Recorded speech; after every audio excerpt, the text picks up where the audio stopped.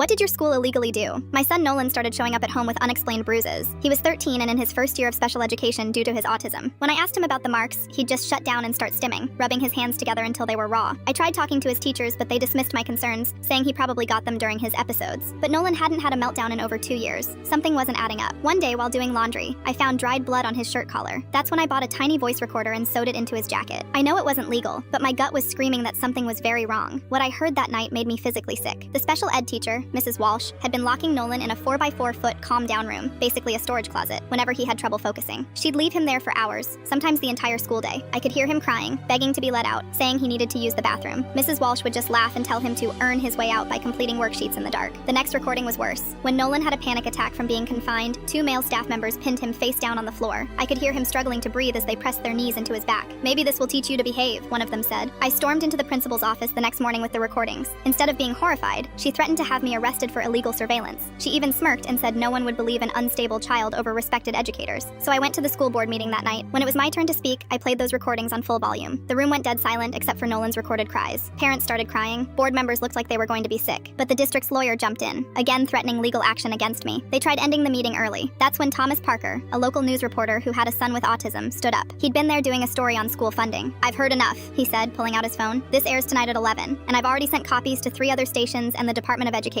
The school board tried to offer me hush money, $50,000, to handle this privately. I told them they could shove that money where the sun doesn't shine." The story exploded. Other parents came forward with similar recordings. Turns out the calm down room had been used for years. They found scratch marks on the inside of the door from desperate kids trying to get out. Mrs. Walsh was arrested for child abuse. The principal and 3 staff members were fired. The district had to pay millions in settlements to 26 families of special needs students. But the best part? The state passed Nolan's law requiring cameras in all special education classrooms. My son testified at the hearing, the same unstable kid they said no one would believe. He's 15 now and thriving at his new school. Last week, he gave a speech at a disability rights conference. Standing ovation. The only one not clapping was Mrs. Walsh. She was watching from prison on Zoom as part of her rehabilitation.